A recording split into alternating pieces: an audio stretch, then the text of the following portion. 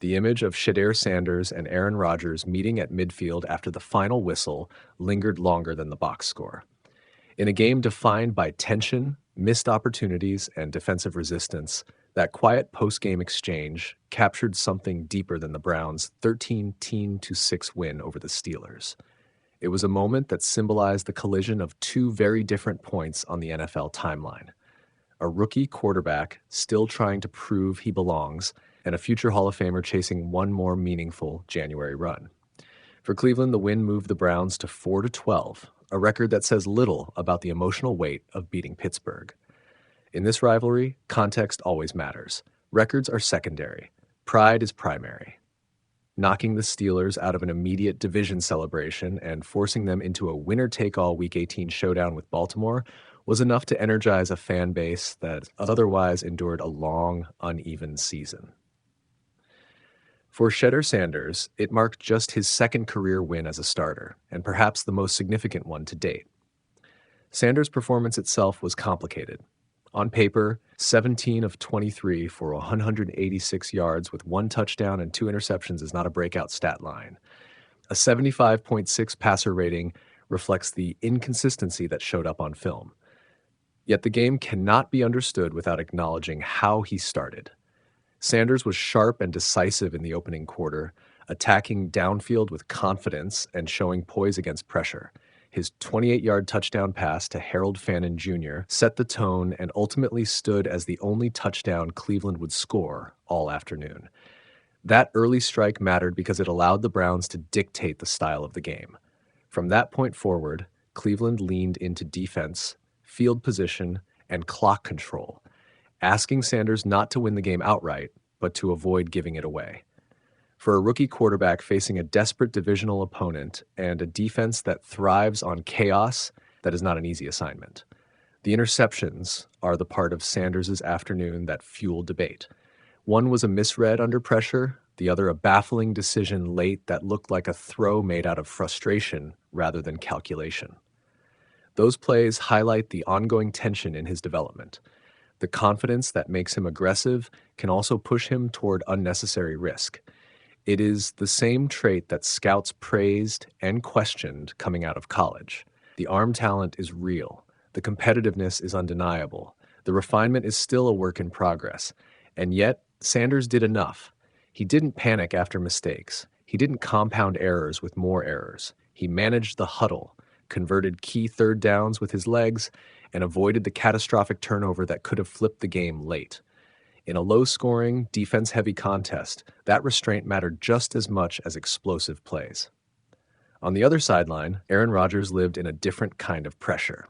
The Steelers brought him to Pittsburgh for moments exactly like this: cold, tense games with the division on the line.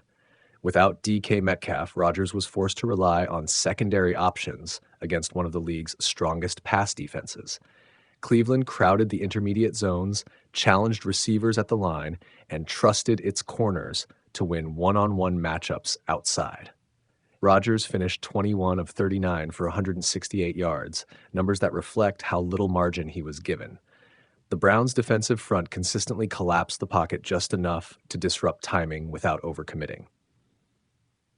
Myles Garrett didn't dominate the stat sheet, but his presence altered protections and forced Rodgers to speed up decisions. Cleveland dared the Steelers to sustain long drives, and Pittsburgh simply couldn't. The defining sequence came late when Rodgers led what looked like a vintage march down the field.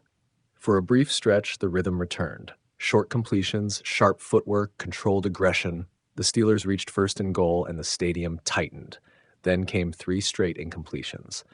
On the final attempt, Rodgers targeted Marquez Valdes-Scantling, but Denzel Ward stayed tight in coverage and broke up the pass. No flag, no miracle, just a turnover on downs. That play sparked immediate controversy. Some fans screamed pass interference. Others pointed to clean coverage and simultaneous contact. What mattered more was the underlying truth. Pittsburgh had 4 shots from inside the 10-yard line and failed to convert any of them. In a division-deciding game, that is not about officiating. It's about execution. When the clock expired, the weight of the loss showed on Rodgers. Cameras caught him exchanging heated words with Browns players before the handshake line. The frustration was understandable. The Steelers had opportunities, interceptions by Sanders, short fields, defensive stops, and produced just 6 points. That is not winning football in December. Against that emotional backdrop, the moment between Rodgers and Sanders stood out. The handshake was brief but genuine. Sanders smiled. Rodgers lingered. It was the kind of exchange that happens when a veteran recognizes something familiar in a young player. Not perfection, but competitiveness, resilience, and belief. For Sanders, that moment carried significance beyond optics. His future in Cleveland remains uncertain. The Browns' draft position, combined with multiple quarterback-needy teams ahead of them, complicates the long-term plan. Cleveland has additional draft capital and could maneuver if it falls in love with a top prospect.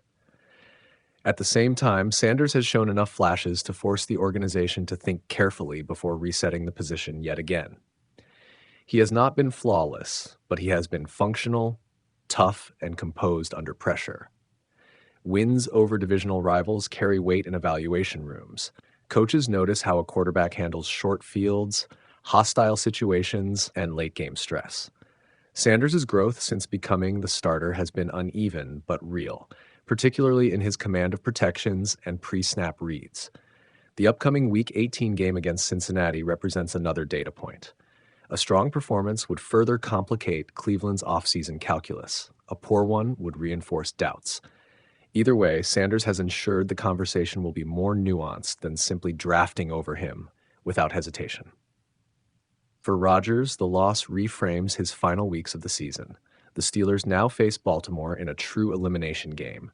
Win and the AFC North title and playoff berth are secured. Lose and the season ends abruptly. That is the razor edge Rodgers lives on now, where every throw feels like it might carry legacy implications. Sunday's game showed both the brilliance and the limits of his current situation. Rodgers still commands defenses and can orchestrate late drives, but without elite perimeter weapons and with protection that can be stressed, the margin for error shrinks dramatically. Against disciplined physical defenses like Cleveland's, perfection is required. In the end, the Browns' win was not about style. It was about survival, pride, and disruption. Cleveland didn't just win a game. It altered the AFC North landscape and injected uncertainty into a division race that looked nearly settled. Sanders, imperfect but composed, played a role in that disruption. And when he met Rodgers at midfield, smiling as cameras rolled, it felt like more than sportsmanship. It felt like acknowledgement from one quarterback who has seen everything the league can throw at you to another just beginning to understand how heavy Sundays can be. Those moments don't show up in standings or passer ratings, but they matter. Because careers, especially at quarterback, are shaped not just by numbers, but by how players carry themselves when the stakes are high and the future is unclear.